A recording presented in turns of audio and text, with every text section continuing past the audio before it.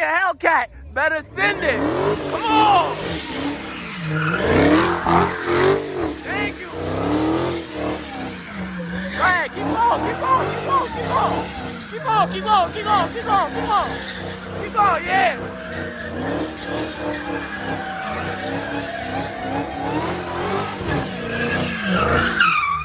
That's my boy.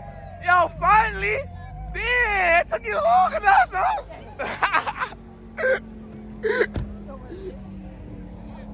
Thank God. It took him long enough. In the criminal justice system, street racing offenses are considered especially heinous. In New York City, the dedicated detectives who investigate these felonies are members of an elite squad known as the Street Racing Prevention Unit. These are their stories. So I'm on my way to take a look at a Porsche Taycan. And it's funny because right now, the king of electric is the Tesla, obviously. So right here we have a 100D. We got a gentleman in there driving around with his son. And you can only imagine the son's like, Dad, can I have an electric car when I grow up? And Dad's like, well, son, you'll have no choice. And when I say you'll have no choice, what I mean is that they are absolutely going to annihilate the gas engine within the next 30 years. Eventually, you're gonna have no choice at all, and you're just gonna be stuck driving a bunch of silent, freaking electric econo boxes that... I want you to think about this. You see that this Jeep SRT, this thing's got a 6.4 liter V8. This thing is mechanical, not electrical so much, not computerized. Understand something. Porsche ludicrous, mode, Tesla ludicrous, all them fast-ass cars that are electric, right? They can actually send a freaking update through the goddamn internet that makes that Tesla right there unable to go faster than 55 miles per hour. I want you to think about this for a second, because I have a mind and I think crazy shit all the time, but a lot of things I think are absolutely right and absolutely logical. Imagine that they have all these fast electric cars and all these cars because they're, you know, hive-minded cars where they communicate with each other and all that bullshit, and they got all their updates coming from the internet. Tesla has already shown you that they have the power to control your car from the internet. Now, imagine if the government says, you know what, we don't want these cars being so fast. Look at that Jeep Grand Cherokee, motherfucking little guy. But he's like, imagine if they said, yeah, we don't want these cars being fast no more. And the government says, yeah, guess what? Now that we've suckered you idiots into a bunch of these fucking slow, these quiet bullshit electric cars, what we're gonna do is we're gonna send an internet update and your car is gonna be forced to accept it. And overnight, your car suddenly becomes electronically limited to, let's say, 100 miles per hour or 50 miles per hour in certain zones. They could do it. And right now, the funny thing is the gimmick is selling you on these cars based on how fast they are, like the ludicrous modes and this, that, and other. But all they got to do is send a single update through the internet and they can shut that shit down. Now, you haven't thought of that because you're not me. But you think about it, like, see, with this Jeep SRT and this 6.4 liter V8, all I got to do is step on this gas, I can go as fast as I want. Cops couldn't stop you. Like with that Hellcat that was over in California, you got that white Hellcat doing 200 miles an hour. The helicopter couldn't stop this dude. But now you got an electric bullshit car, and all the cop has to do is point a computer radar gun at your car, and it says, hey, guess what, car? You can't do more than 5 miles an hour, and all of a sudden your fucking internet overrides your driver abilities to go faster. Could you imagine that shit? I imagined it, and I'm pretty sure it's gonna happen. I mean, right here, look at this. We got this Model X, and this is a 100D. Everybody's buying 100Ds because apparently they can afford, oh shit, a Ferrari. But anyway, I don't think they can afford to buy that ludicrous 100P 100D because that thing is $150,000. Now, I know you could lease them for about $2,700 a month, but in my opinion, you wouldn't be buying an electric car to save no money on gas if you're spending $2,700 a month on a fucking car. That don't make no goddamn sense. But I think that that's going to come sooner or later. I think they're going to sell everybody on these electric cars. Oh yeah, these things are so fast that you can race Hellcats. And then all of a sudden, all they got to do is send one update and your car is slow as fuck. I don't trust them at all. There is nothing stopping them. Another 100D here in red. There is nothing stopping this government from tricking everybody into buying these electric cars with all their computerized bullshit and then saying, yeah, we're going to electronically limit your car. There's nothing stopping. Right here, if you can see him in the far right lane, he passed me with one of those last generation CLSs. This guy right here in the middle.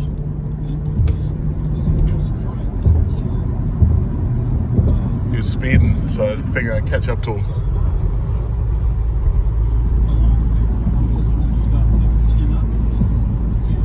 Well, you can hear his engine from across the way. Let's see if I can get near him.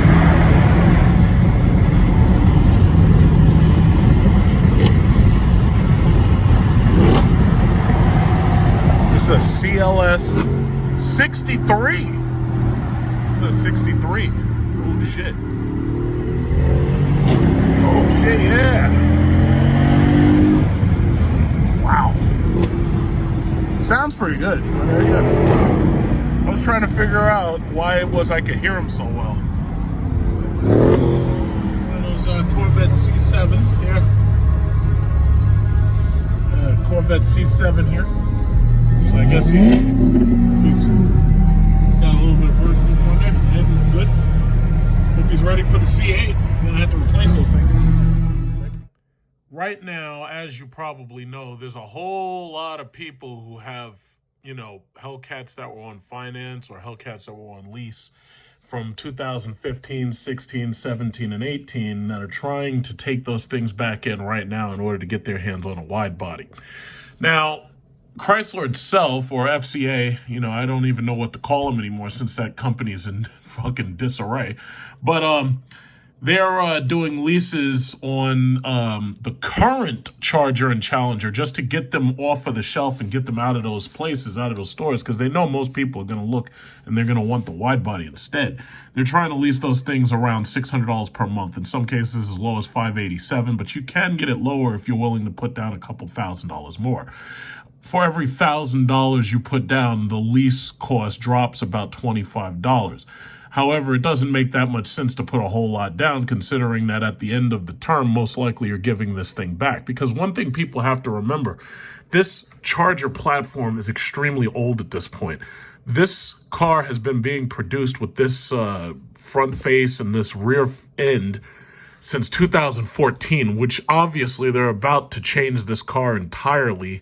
But the problem is, I guess they feel that they're in no need to do that, because the thing about it is, I mean, after all, what's your option? You're going to buy one of these shitty Acuras, one of these stupid Infinities? It's like, no, you're not.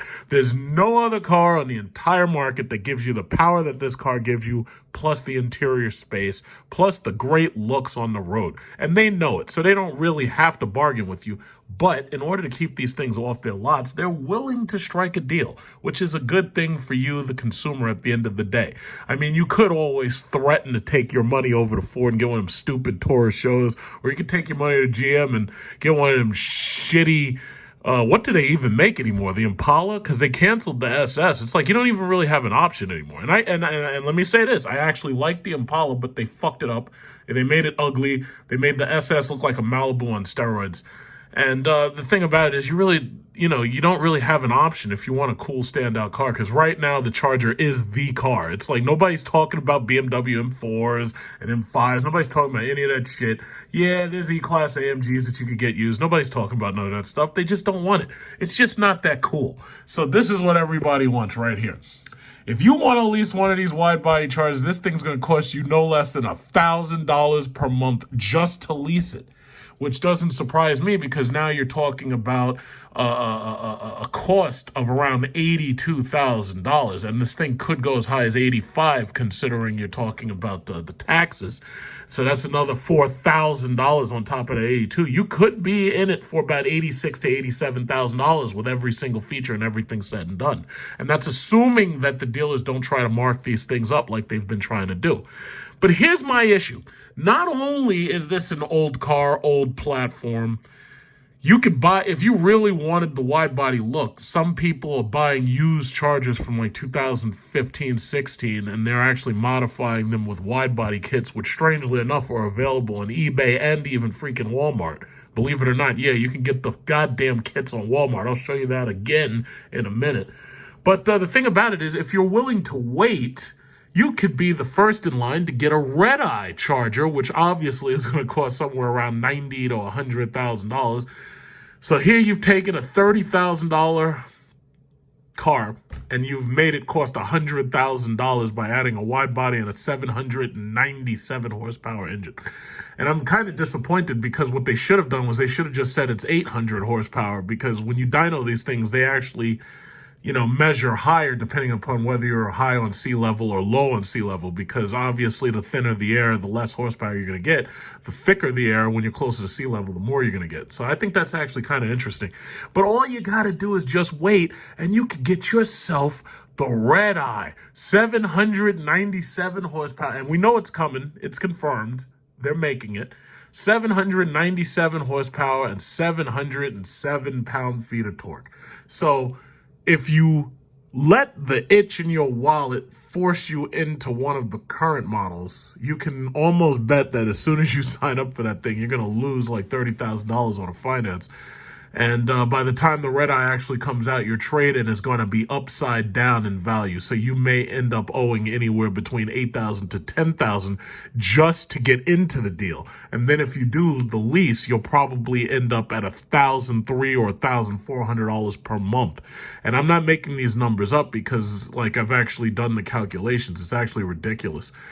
But the thing about it is, it's coming, and all you got to do is just wait, and you can get yourself one of these wide body Redeyes, and you can damn near have a demon Charger with that kind of power. It's just ridiculous. And what's funny about it is because the Charger Hellcats, they pretty much stand alone. It's like, as long as you have a Hellcat engine, or as long as you have whatever, it's like at this point, nobody even really cares. It's like they see these things on the street and they already know what it is. I mean, nobody else is driving around with bright fucking orange cars and purple cars and shit.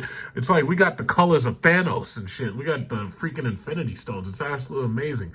You don't see Infinity and Acura selling colors like that because nobody gives a fuck. It's like if you buy a Honda Accord, you can make that thing lime green or you can make that shit sun orange. Nobody cares. It's like you can make it look as bright as you want.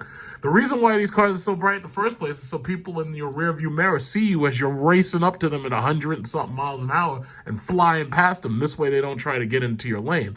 It's like you got to tell these people to move over as soon as they see you, Not forget that Jeep right now, yeah, they're trying to get rid of their 18 Trackhawks, the 2018s. But let's keep in mind, these people are finally doing what I said they should have done in the very first goddamn place and putting a Hellcat hood properly on this truck. And with any luck, they'll also change these ugly ass night edition wheels that they started on the 17 because they're ugly. And I think it's so funny that most people who've always tried to argue with me since the very beginning, the first thing they do is they modify their wheels because they know them shits is ugly. And the thing about it is, what good is buying a truck like this, having the warranty, and then feeling that the shit is too slow and trying to modify it? Well, all you got to do is wait, and they'll have the Redeye Trackhawk out there for you. Again, this is another aging platform because Jeep has been building this since basically 2012. And the thing about it is it's yet another aging platform, but apparently whatever, if it ain't broke, don't fix it, So they keep on, they're selling these Jeeps as low as $300. Problem is they all look alike, and there's so many of them on the road. It's like you're driving around, it feels like you're in a sea of Jeep Grand Cherokees. But I am very happy that if this is the final iteration of this truck, that they're finally going to do what they should have done in the goddamn beginning and put the appropriate hood on this thing. It's not enough to just buy one of these things used and then go out and get yourself a fabricated eBay Demon hood or a Hellcat hood from eBay. It's not enough to do that. It's like, I want stuff to come from the factory the way it's supposed to come. I don't like doing mods. And I think people understand that. It's like, I don't want any mods. I like my warranties to stay exactly the way they're supposed to be. And that's how it is. It's like, I don't want to do any mods. It's like modding is like adding inches to your dick. It's like you get a life sentence for it. I learned that in The Departed from Jack Nicholson. He was absolutely right. You don't mod anything. You keep it looking the exact way it's supposed to look. This way, nobody ever accuses you of ruining the artwork. Nobody accuses you of lying about how many horsepower or whatever your numbers are. Because, you know, a lot of these guys, they claim that they, oh yeah, I'm getting 1,006 to the crank and this is heavily modified and then I can run 9s and I can run 8s. And then you actually get them onto the track and this shit breaks down right then and there. And you never actually see these 9s and 8s that they were talking about. I'm not interested in trying to add inches. I'm not interested in doing any mods. I'm not interested in, you know, the incessant bragging and everything. I'm not interested in that. It's like, I prefer the corporatized version. I prefer you sell me it just like it is, and I keep it the way it is, and I keep my warranty. I'm loving my Jeep. Eventually, I'm going to be doing the 50,000 mile update on that truck because that truck has served flawlessly. Winter, snow, rain, everything. That truck has served flawlessly. All these people lying, talking all that shit about MDXs and RDXs being more reliable, all that bullshit. I haven't had a single problem with the exception of a thermometer recall or something. That was it. And a thermostat recall. That was it. Other than that, that thing has been a champ. So when they start talking all that shit about reliability, I just ignore them. Because at the end of the day, they'll just be driving around these little bullshit 4-cylinders and these shitty twin turbo hair dryer ass V6s. It's like, I don't care about any of that stuff. They can keep it. If I really wanted to, shit, I could trade one of my cars. I could buy 2 of those freaking Honda Accords or 1 Honda Accord and 1 Maxima. But life just wouldn't be worth living. And you might as well just put a bullet in my head.